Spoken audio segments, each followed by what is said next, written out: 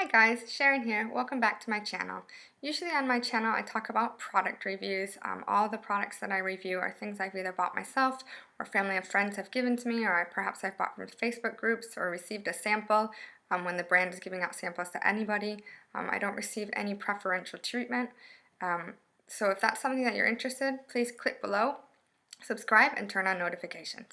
As I mentioned, I usually talk about product reviews, but today I'm going to ramble a bit on about eczema. My mother had eczema growing up, so she's had it probably for about 30-ish years. It is something I am very familiar with. Most people, when you mention eczema, they say, oh, well, you have to heal your gut. My mom is probably one of the healthiest people I know. Those people who do all those like green smoothies and weird things? My mom makes them look normal. My mom goes to the extreme with her health. She also does things like Reiki and yoga, and meditation, things like that. So her gut is very healthy. She has finally, about now 30 years later, she went on an elimination diet. It took a couple of years and found out that for her, certain foods trigger it. So she does have a healthy gut, but for example, certain tomatoes will set off her eczema, but other tomatoes won't.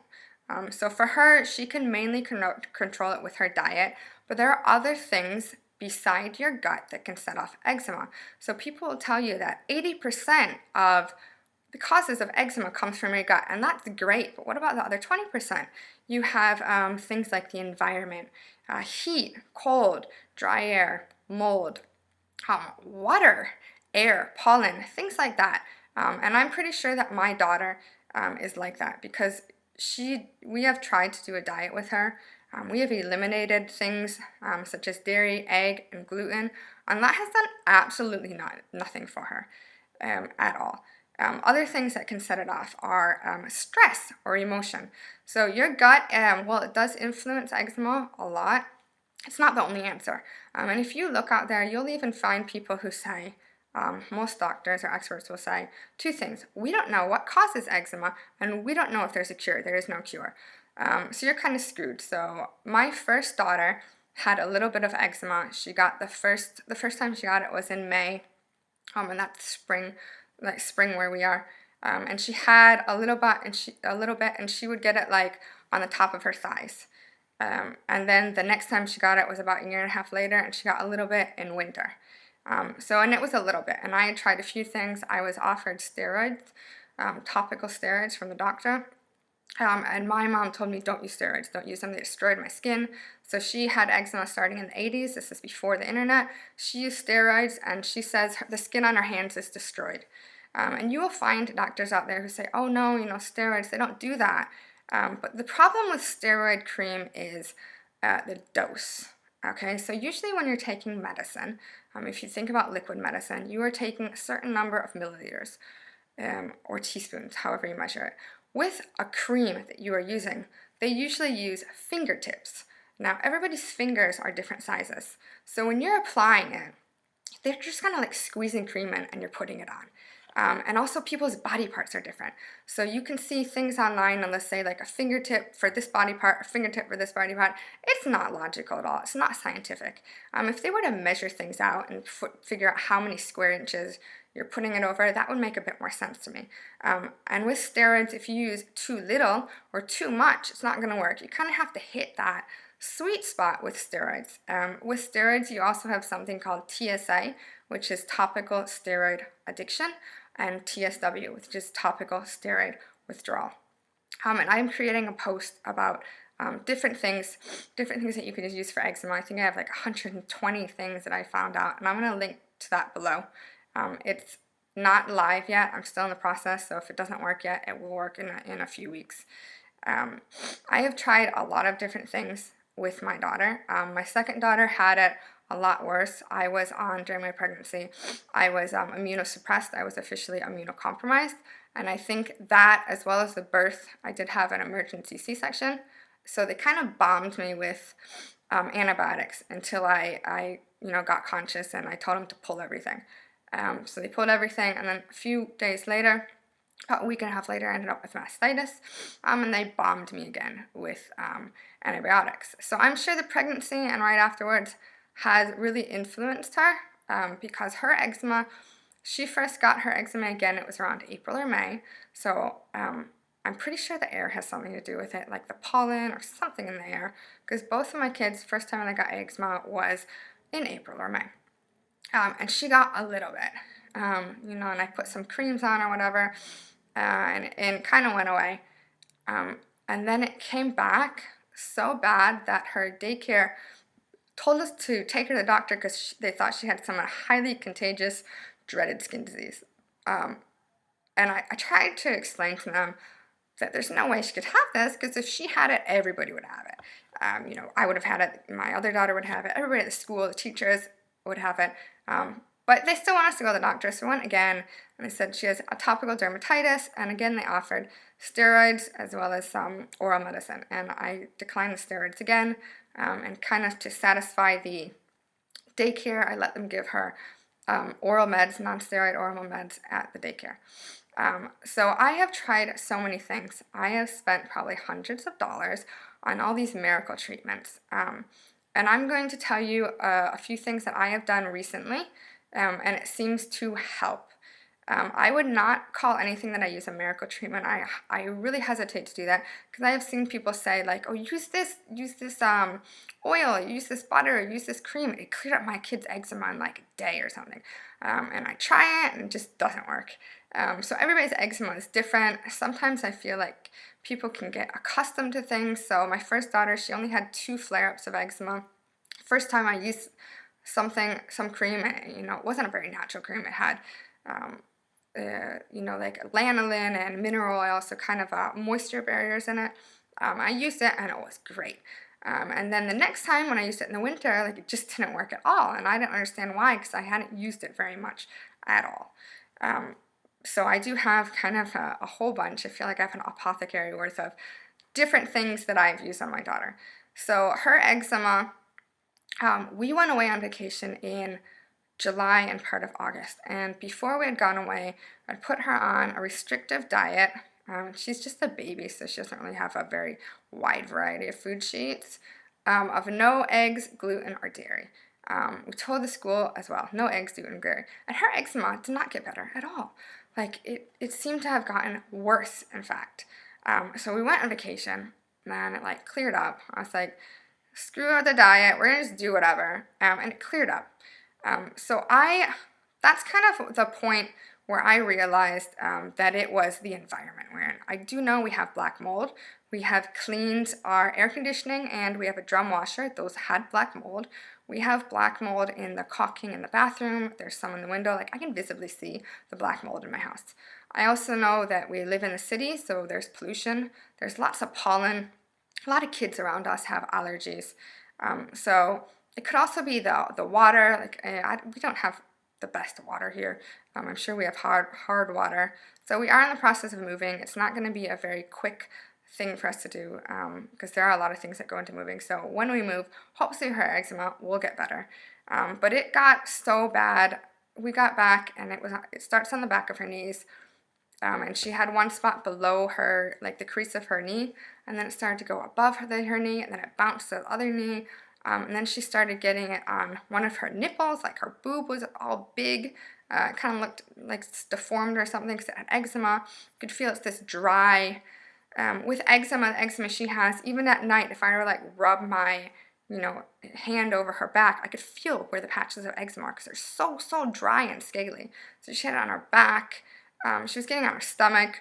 She is to the point where I would say about 25% of her body on her back, about half of her back was covered in splotches, maybe a third of her stomach, and then the back of her knees were covered in eczema.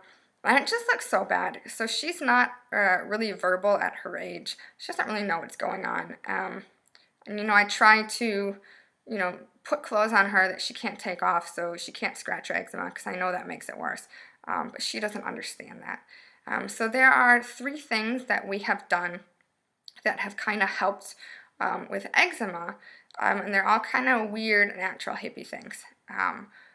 So that's just something that I feel comfortable with, and I'm going to share what I've done. And I don't know which of these things works. I don't even know if any of these things work. It could just be some things changed in the air because we're in fall.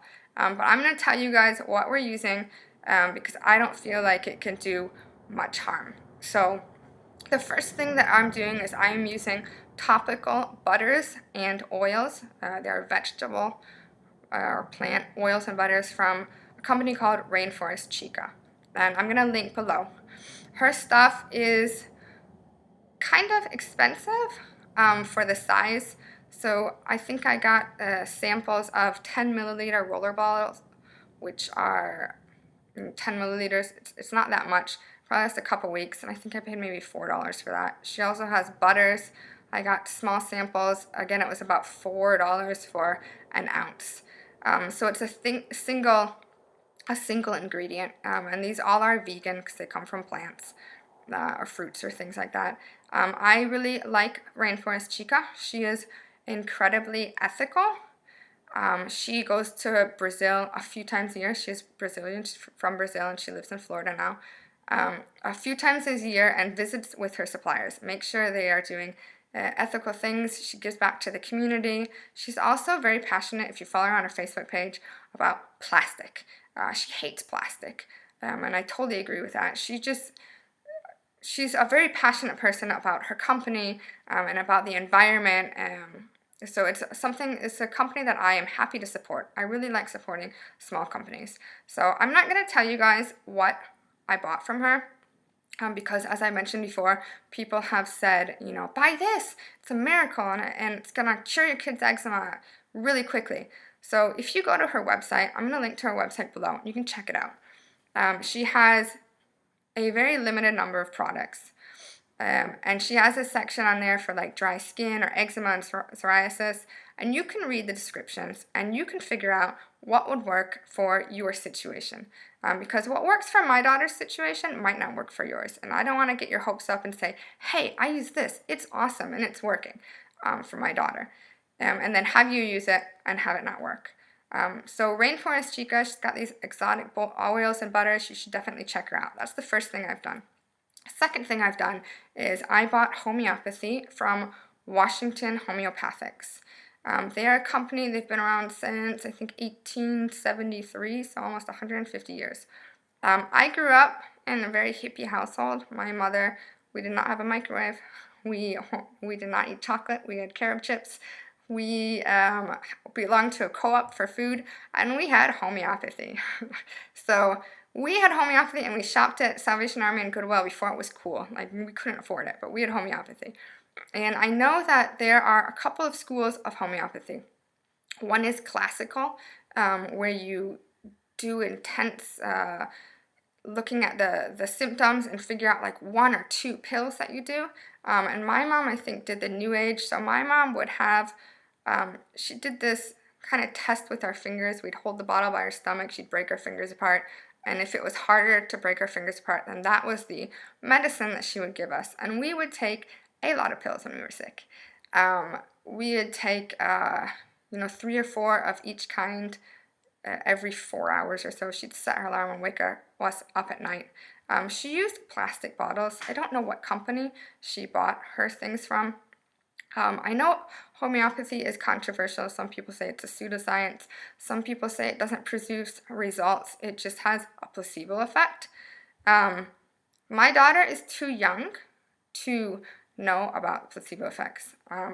She just thinks she's taking vitamins. I don't even think she understands what vitamins are. I haven't explained, hey, you're going to take these pills and they're going to make your eczema get better. I haven't explained that to her. I chose Washington Homeopathic because they have glass bottles. There are a couple of other companies out there that have been around, such as Helios, Brian, a few other ones. Those are the ones I can think of off the top of my head. And I found that their bottles were mainly plastic, and I really wanted glass bottles. With Washington Homeopathic, you can also choose the size of the vial. I got the 2-gram ones, and also the size of the pill. So it is kind of complicated. I researched on Google. I know people say Dr. Google, that's not the best. I have in the past researched on Google, and I've proven doctors wrong. For my pregnancy, I had doctors kind of dismissed me, and I finally found a doctor who ran tests, and it worked because my daughter's here. So I do feel like you can find information on Google, and anybody who thinks that doctors also don't use Google are very disillusioned. So I did some research there. I did write to another homeopath in India, and I'm going to link below to that so you guys can check it out. They give free advice, and that's awesome. I really like Washington Homeopathic as well because I ordered some stuff, and then I was like, wait, I want to order a few other things. And I emailed them, and they called and asked for they needed my credit card number again, and they ran it, and they put that in as well, so I didn't have to pay double for shipping. And again, I'm not going to tell you guys what I got because all eczema is different and each person is different. You know, like I said, I think my daughter's eczema is triggered by the environment, and I told people that. So you need to look and figure out what works for your kids. But I'm going to link to Washington Homeopathic because I think that they're a very good company. And the last thing that I did that's kind of, even for me, a bit woo is Feng Shui.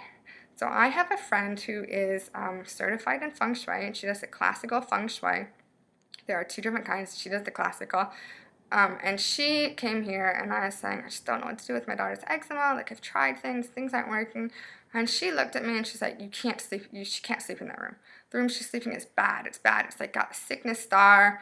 And she has to get out of the room. And I was like, but we were sleeping there because we had air conditioned there. My entire house is not air conditioned. I have it in the living room, and I have it in 1 bedroom.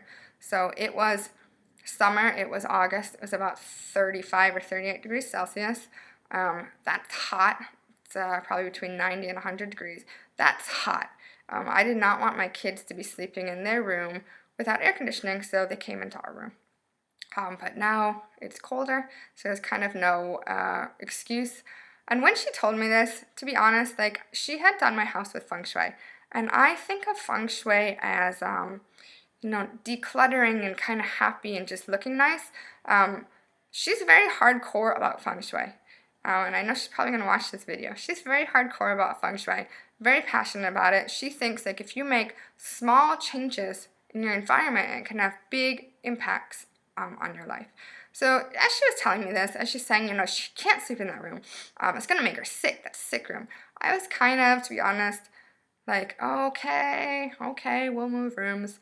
And then that night she came over for coffee and dinner around 6. And when she left, you know, the more I thought about it, I was like, you know what? Like, I really have nothing to lose by changing my daughter into her room, putting her back into her room. Like, this is free. Advice, what's the worst that can go wrong? So I stuck her in a different room. And now I don't know if it's because where she was and the Feng Shui was bad. I don't know if that's it. Or it could be perhaps that my room is attached to a bathroom and it doesn't have a window, so it's not very well ventilated. We have black mold in the bathroom. It's kind of colder in that room. The air is different. Like, I don't know what could have impacted it. So these 3 things that I have done recently.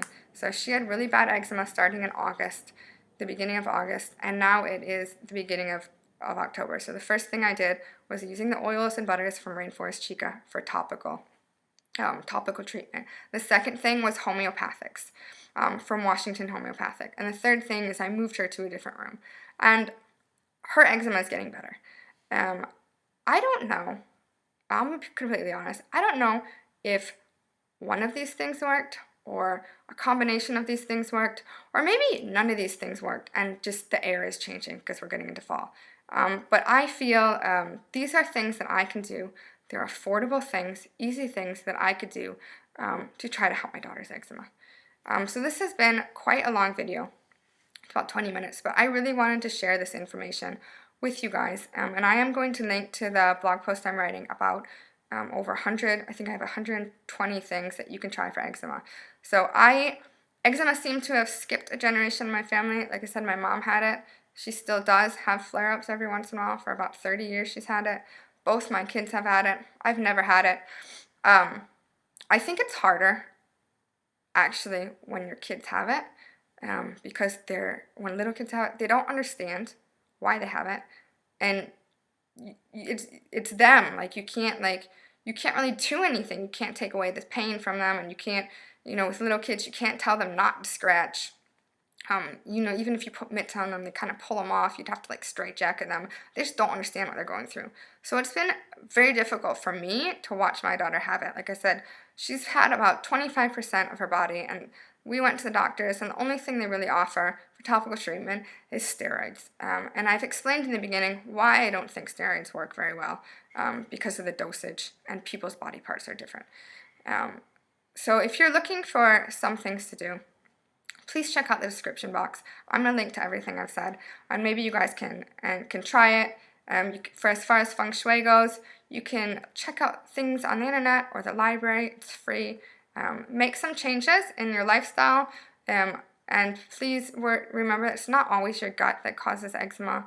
Like I said, it can be the environment, it can be mental stress or anguish or other things that cause eczema.